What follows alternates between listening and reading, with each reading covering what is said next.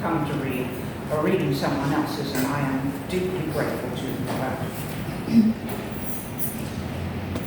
Thank you very much for joining me at the launch of Words that Walk Through Walls, a marvellous line that came from one of Hale's poems. And it was supposed to be tonight a protest as part of the PEN Norway campaign to free Ilhan Sami Comak. And we were all geared up to be strong and angry and forceful. And on Tuesday they let him out, and I couldn't be more pleased. But I sat there like someone who'd been in a car accident thinking, what do I do now? So the next day I wrote you all to explain, and I hope you understand, that we need to celebrate. This is spectacularly good news. I know Caroline in particular, who knows Ilhan well, will be thrilled. But we should also continue to remember the people who are still in prison in Turkey and elsewhere, unjustly in prison. And my heart goes out to them, and I know that Ilhan said something about that the moment he came out. He is not a man to walk away and leave his fellow prisoners without thoughts. I gather from Erkut that Ilhan was spending time with his family, first in Istanbul and then in Izmir. Caroline knows far more about this than me. But I am thrilled to be doing this event with you tonight, and I am thrilled to be part of this book and its journey. The book has two editors, Caroline Stopford and Kelly Davis, and it's been a pleasure working with both of you. Kelly has kept me on the straight and narrow. I've gone to her for advice, I can't remember how many times, and Caroline has provided inspiration and most of the poetry that she's been accumulating. I'm going to talk about Kelly and her bio later in the afternoon, but first I would like to say a few words about Caroline. I hope I get them right. Caroline Stopford is a Welsh poet, writer and translator of Turkish literature and poetry. Her essays, short stories and translations have been published in Europe, North America and Africa. She works as Turkey advisor for PEN Norway, and that's specifically asks why she and Ilhan are having this long correspondence. And now it's a great pleasure to hand over to Caroline.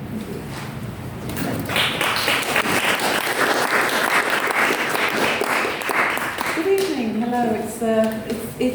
It is really different to be here this time, because I've never been to a human rights event where we can actually be happy and celebrate.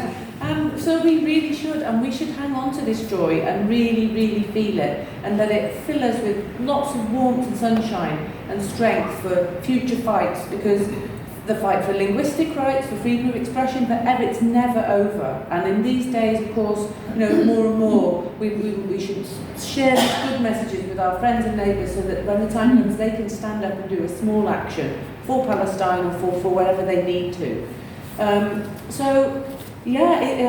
Very briefly, PEN Norway, I've been working on human rights for about 8 years now, full-time, at the International Press Institute, then PEN Norway. And when I arrived with them in, I think it was the summer of 2019, Eugene Shulgin, who's been advocating for poets and what have you for many, many years, he said, what do you want to work on? And the first thing I said was Ilhan Comak, and he said, yes, we have to help Ilhan. Ilhan had been forgotten for decades. He was arrested as a geography student. He hadn't really committed a major crime. They tortured him for 19 days, and he signed a false confession to say he'd lit a fire for the PKK, Kurdistan Workers' Party, above the mountains in Istanbul. There's no forestry there. It was completely fabricated.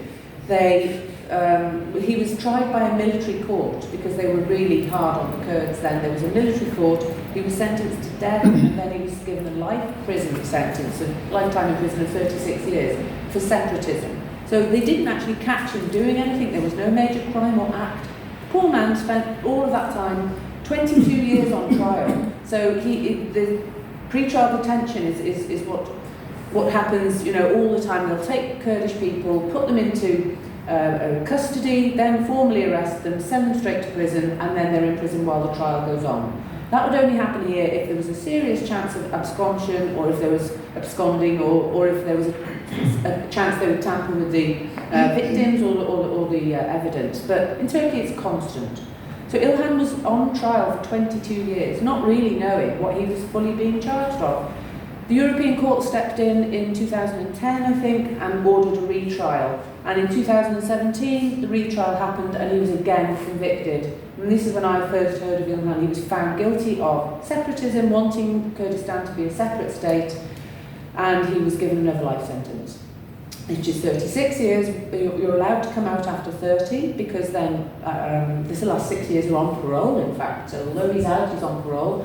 The last 6 years are on parole, and that should have happened in August. So, as I say, we've been I'll keep it very brief. We've been campaigning for him at different levels, advocating with the Constitutional Court President I spoke to, the Ministry of Justice. They keep telling you to go back to the embassies. And in the end, and we met IPEC, who you'll see on the video later, who is the real core of Ilhan's support. She's his Mackenzie friend, which means a special visitor that can go in and out of the prison and have his power of attorney in the world. She's got about 8 people out of prison now. She's such an indomitable woman. She said to me that when I last saw her in Dublin 2 weeks ago, we did a big event for Ilhan at the book fair, and she said, "Well, Caroline, I went to with my last student was due out a month ago." She said, and I went to the judge and I said, "I'd like a word with you. I think you should rethink your decision." she said, "I sat him down. He was only young." She said, "And I told him exactly where he'd gone wrong, exactly why the student should be free." And she said, "I'm going to wait until you've changed your mind." And she waited a whole day, and he rewrote the decision and let the man go. So and just to wind up now to tell you what happened with Ilhan's parole, it's quite difficult when you're a Western organisation, whether it's in Norway or Wales Pen or Irish Pen or any of us who've been working for people in Turkey. You must never be Orientalist. We cannot have this approach where we say, "You're a terrible country, you're not doing this correctly, this is how we do it." So we never insult the country or the president, certainly. We just compare them to their own rules and the Constitution and the European Convention.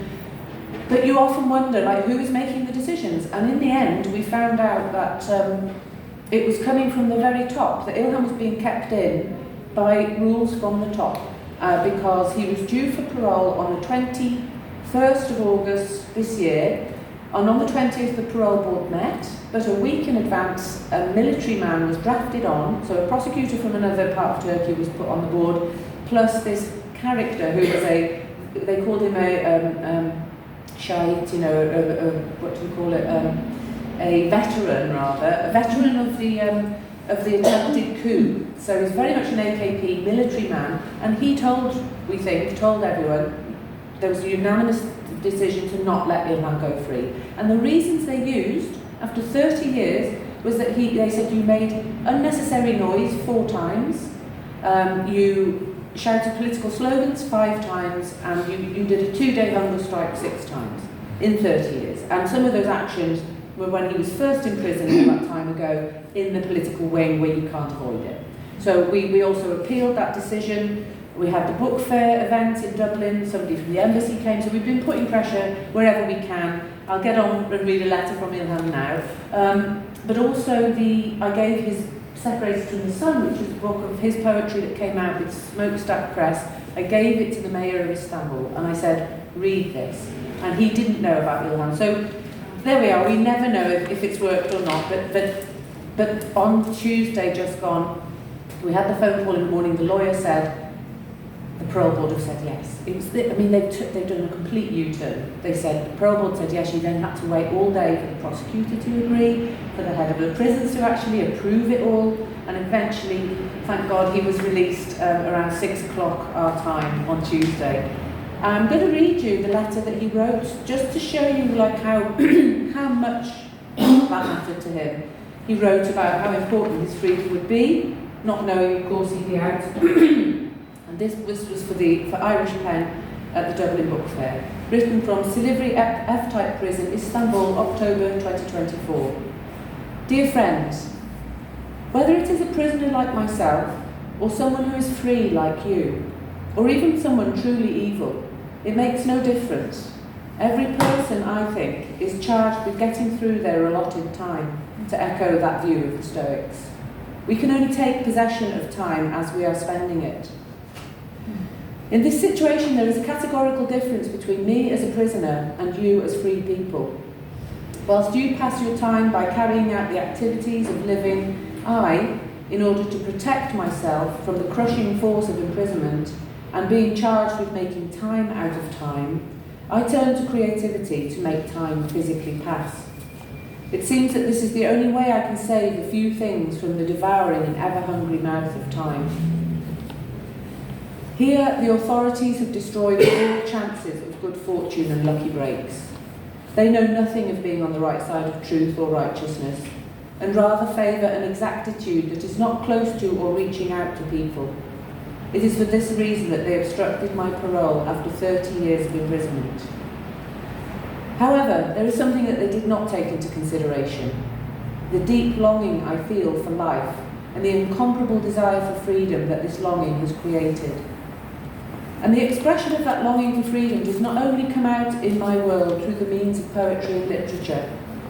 This longing for the world turns itself to actual physical experience for me. Therefore, it is not just up to me to recreate everything that was stolen from me with such insistence, that is to say, freedom. And with freedom's power, it's not enough just to create again and again all that I lost by exhausting all possibilities of poetry.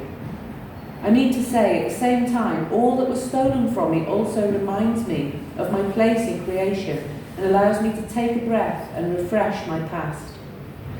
In this way, it gives me a chance to be strengthened against the endless passing of time.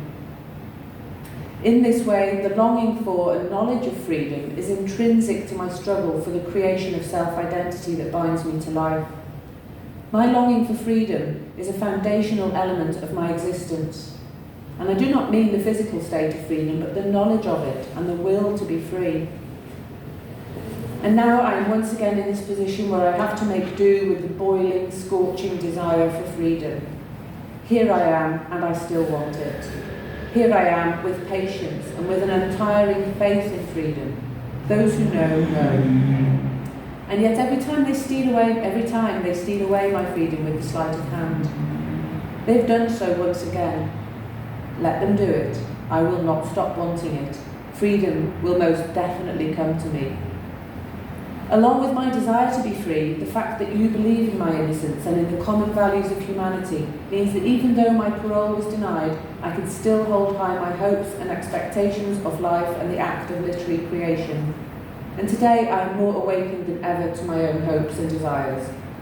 I try even harder now to live time by recognising my own self in that vast expanse. My place is with you. I do not deserve this place. I believe this through my lived experience and the unbending faith in the universal values that make us human. They did not let me go this time, it's true. But what I see with this event tonight is that your voices can chime with mine, and together this will give my poetry and literature an even richer and stronger life. With you coming here together today, I feel as though you have pulled me out of prison and into that never-ending beauty. And I thank you. Ilhan Sami Comak. Wow.